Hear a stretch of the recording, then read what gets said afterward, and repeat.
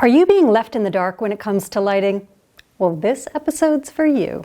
3, 2, 1. Here we go!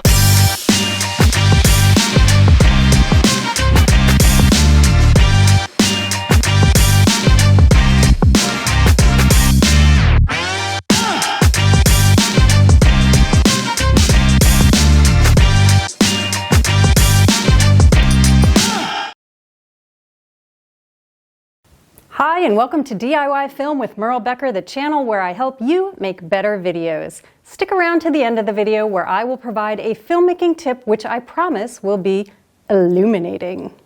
Alright, so for decades, filmmakers and still photographers have been using what is called a three-point lighting setup for portraits, interviews, and movie scenes. Film professors teach it in their beginning filmmaking classes, film students struggle with it on their quizzes, and every seasoned filmmaker can do a three-point lighting setup in their sleep, with their hands tied behind their back.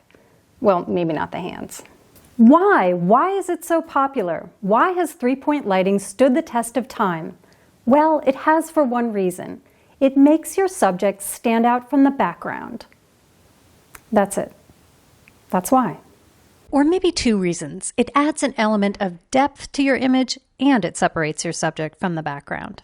So why would you want your subject to stand out from the background? Well, first of all, you want your audience to pay attention to your subject. For example, I want your attention to be drawn to me and not the bowl over there, or the little statue in the way back, or even the closet. I bet you didn't even notice there was a closet back there. When you film an interview, you want your subject to stand out. That's why you put your subject in focus and the background a little bit out of focus. And filmmakers will often light the subject brightly and make the background a little darker. So draw attention to your subject through the use of light and make your videos more cinematic. Use a three-point lighting setup. Okay, so here's how you do it. First, you'll need 3 lights and one of them should be brighter than the other 2. However, if you only have 3 lights and they're all the same brightness, that's okay. You can just move one of them closer to your subject than the other ones. Boom! It's brighter.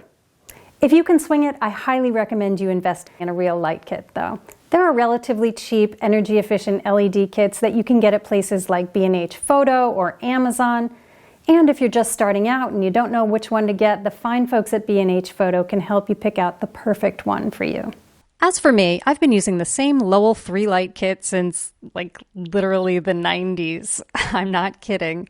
It comes with stands, an umbrella for diffusion, and gels to adjust color temperature. It's a dinosaur, but it still works for me. However, if you're in the market for a 3-light kit, here are some things to consider. CRI, or Color Rendering Index. This is a scale of 0 to 100 of how well the light will reveal all the colors on the spectrum. Household LEDs have a CRI of around 80. You generally want something above 90. My Lowell tungsten bulbs are 100, which is another reason they're still my go-to. Besides that, other things to consider are adjustable color temperature and brightness. Some kits are only one color and some let you change the color temperature, the latter being more pricey. Kit size and weight. Are you going to be traveling with this?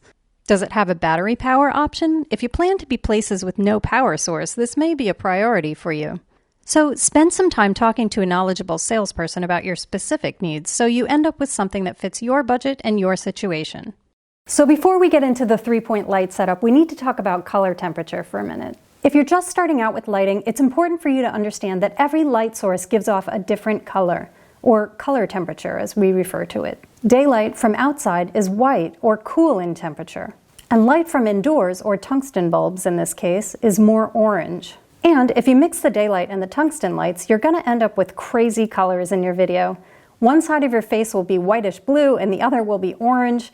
Your skin tone will never look right, and your colorist will hate you. And you'll spend forever in the edit trying to make it look right, and it never will.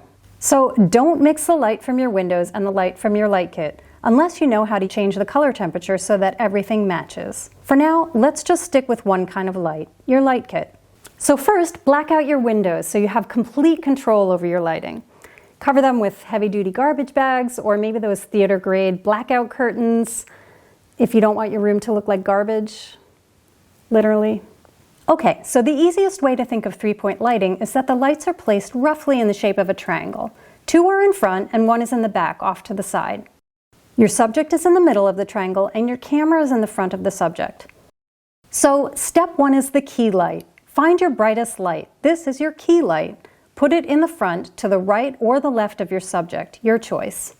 Your key light is your main light, again, the brightest one.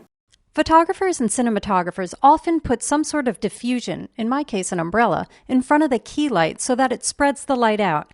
This gets rid of harsh shadows and makes the subject's skin look smoother.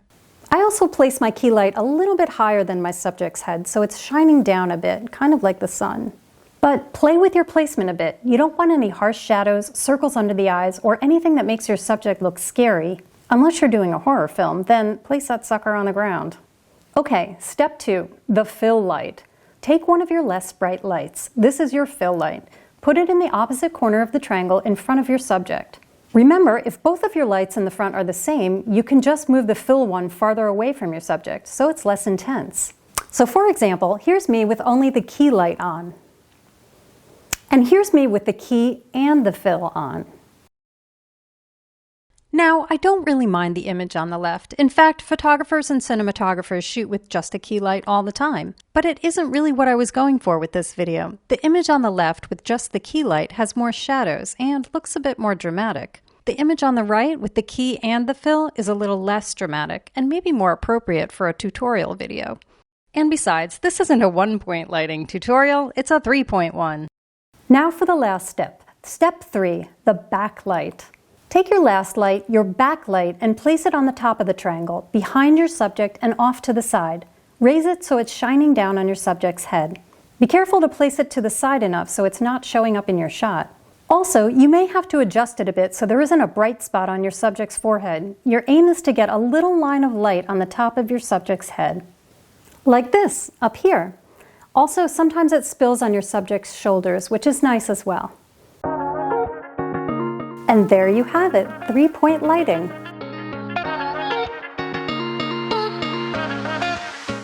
Okay, to recap. 1, the key light in the front, on the right or the left.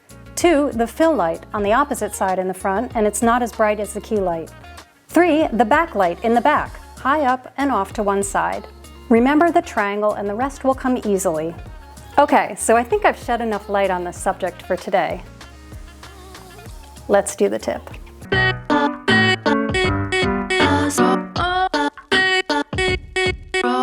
So if you're using natural light in your shoot, say a Zoom call or if you're vlogging, hang a sheer white curtain in front of the window to diffuse the light a little. The sheer curtain will act like an umbrella or a softbox does in a photo shoot, and it'll make your skin look smoother and maybe hide some of those little lines if you have them.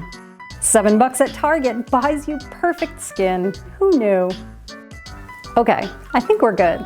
If you found any of this helpful, please give the video a thumbs up, subscribe down below so you know when the next one's coming out, and I will catch you next time.